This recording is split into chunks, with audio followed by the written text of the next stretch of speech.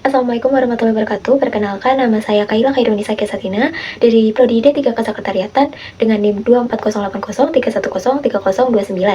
Di sini saya akan menjelaskan materi mengenai public speaking dari matkul manajemen humas.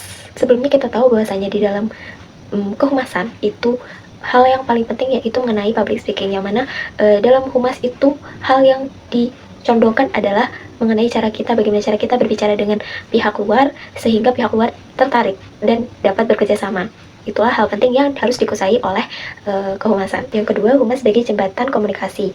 Humas ini berperan sebagai penghubung antara organisasi dan publik. Komunikasi yang dibangun harus juga efektif dan dapat membentuk citra positif suatu organisasi.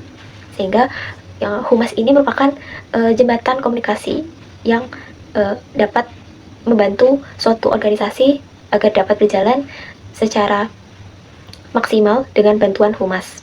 Yang ketiga yaitu public speaking di berbagai situasi. Yang pastinya kemampuan berbicara di depan umum itu sangat penting bagi kehumasan dan sangat dibutuhkan. Karena apa? Karena kita berbicara dengan pihak luar yang mana apabila kita salah bicara atau salah kata, pastinya nantinya akan berdampak pada keputusan yang akan diberikan kepada pihak luar kepada suatu organisasi itu. Misalkan dalam konferensi pers, wawancara media, forum publik, maupun penanganan krisis. Jadi dalam humas itu kita diajarkan untuk bisa berpublic speaking dengan baik, dan dengan public speaking yang baik kita dapat meyakinkan pihak luar agar dapat bekerja sama dengan organisasi tersebut. Dan juga tanpa keterampilan public speaking yang baik, pastinya pesan organisasi bisa salah dipahami, bisa saja disalahpahami, bahkan menimbulkan krisis baru. Maka dari itu, humas ini harus bisa siap tampil dan berbicara dengan percaya diri dan strategis yang tepat. Selanjutnya mengenai pengertian, yaitu yang pertama ada pengertian dari public speaking terlebih dahulu, yaitu proses komunikasi lisan di depan publik untuk menyampaikan pesan secara efektif, yang mana public speaking inilah yang membantu humas dalam berbicara dengan pihak luar agar dapat meyakinkan pihak luar untuk bekerja sama. Lalu dalam kehumasan, public speaking memiliki tujuan strategis, yaitu membentuk persepsi publik, menjaga reputasi, dan menciptakan kepercayaan. Dengan adanya public speaking yang dimiliki oleh kehumasan, yang pastinya itu dapat menjalin kerjasama dengan pihak luar. Selanjutnya, fungsi public speaking bagi humas yang pertama yaitu mewakili organisasi secara profesional, yang mana public speaking menjadi cara utama humas dalam mempresentasikan organisasi.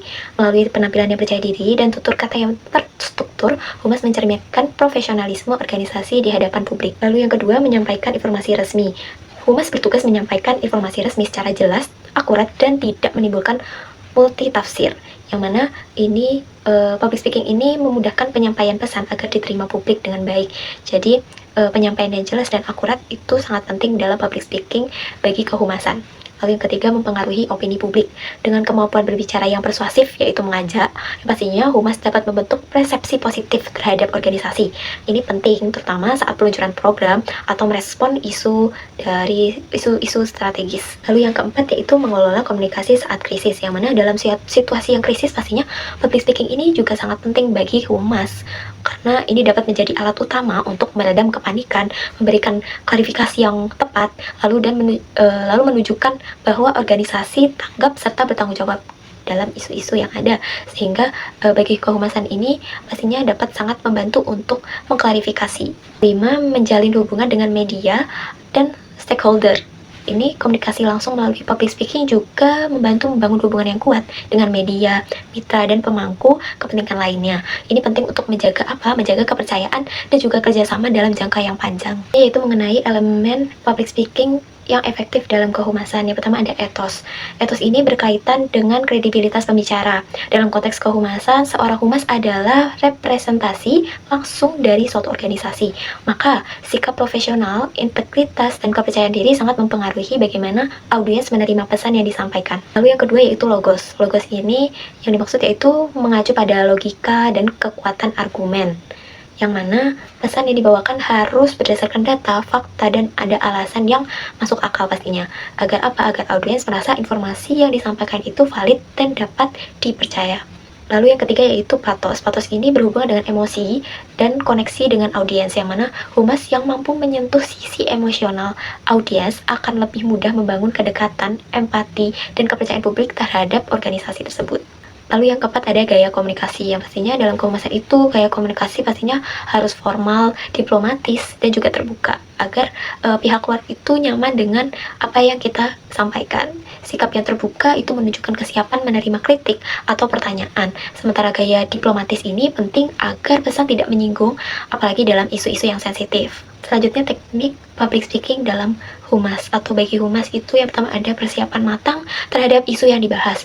Humas itu harus memahami betul topik yang akan disampaikan. Tidak cukup hanya tahu permukaannya saja atau covernya saja, harus dapat menguasai isi, konteks, dan dampaknya terhadap publik atau suatu organisasi tersebut. Lalu yang kedua yaitu latihan dan riset audiens pastinya. Kenapa? Karena latihan akan meningkatkan kepercayaan diri humas. Selain itu penting juga untuk melakukan riset terhadap audiens. Siapa mereka, latar belakangnya, dan harapan mereka agar pesan yang disampaikan lebih tersampaikan dengan baik. Yang ketiga yaitu penggunaan bahasa yang jelas dan tidak ambigu. Karena humas sendiri itu condong menggunakan bahasa yang lugas, mudah dipahami, dan hindari istilah teknis yang membingungkan. Karena bahasa yang ambigu itu bisa menyebabkan miskomunikasi dan kesalahpahaman dari pihak organisasi maupun pihak luar. Lalu yang keempat, penguasaan bahasa tubuh atau body language. Biasanya komunikasi nonverbal itu sangat mempengaruhi kesan dari audiens karena baik kontak mata, gerakan tangan, postur tubuh, dan juga ekspresi wajah harus mendukung pesan yang disampaikan agar tampak meyakinkan. Lalu yang terakhir, mampu menangani pertanyaan atau konfrontasi, yang mana humas itu harus siap menjawab pertanyaan kritis dari media atau publik. Bahkan dalam situasi yang menekan itu kita harus siap. Kuncinya adalah itu tetap tenang, tidak terpancing emosi, dan menjawab secara terstruktur dan juga sopan pastinya. Selanjutnya, strategi manajemen humas dalam public speaking.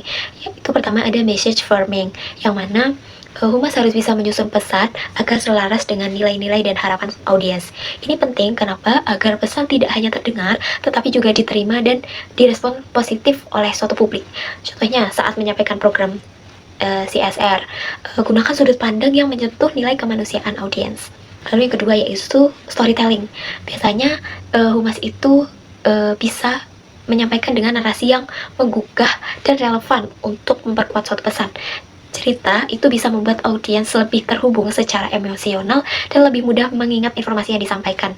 Yang ketiga yaitu crisis framing, yang mana dalam situasi krisis, humas ini harus mampu mengemas informasi secara jujur dan juga transparan, namun juga tetap dengan nada yang menenangkan dan juga meyakinkan, agar fokus pada solusi dan langkah nyata yang sedang dilakukan untuk bisa mengatasi suatu krisis. Keempat, media training, yang mana itu melatih tim humas agar siap berbicara di depan media. Itu sangat penting, karena dalam pelatihan ini mereka akan belajar menghadapi pertanyaan sulit, menjaga ekspresi wajah, dan menyampaikan pesan utama dengan jelas meski dalam tekanan. Dua, moderator acara resmi atau lembaga, yang mana humas juga sering menjadi moderator dalam forum resmi, baik seminar, rapat, atau mungkin diskusi publik. Nah, sebagai moderator ini, humas harus mampu mengatur alur diskusi, menjaga netralitas, lalu memastikan semua pihak bisa menyampaikan pandangannya dengan seimbang. Yang ketiga yaitu presenter dalam forum internal maupun eksternal. Kenapa? Karena dalam rapat internal, pelatihan maupun forum eksternal seperti seminar publik, humas juga sering berperan sebagai presenter. Di sini keterampilan komunikasi verbal dan visual menjadi penting agar pesan tersampaikan dengan efektif. Selanjutnya itu menjadi narasumber dalam media massa. Kenapa humas itu bisa tampil sebagai narasumber dan dalam suatu wawancara media, baik cetak, radio, ataupun TV. Dalam situasi ini ia harus menguasai isu dengan baik, menjaga citra lembaga, dan mampu menjawab pertanyaan dengan singkat tapi berakhir kata. Public speaking dalam dunia humas bukan hanya soal bicara, tapi bagaimana menyampaikan pesan yang membentuk persepsi dan menjaga kepercayaan publik. Mungkin cukup sekian presentasi yang dapat saya sampaikan mengenai materi public speaking. Bila ada kurangnya mohon dimaafkan. Wassalamualaikum warahmatullahi wabarakatuh.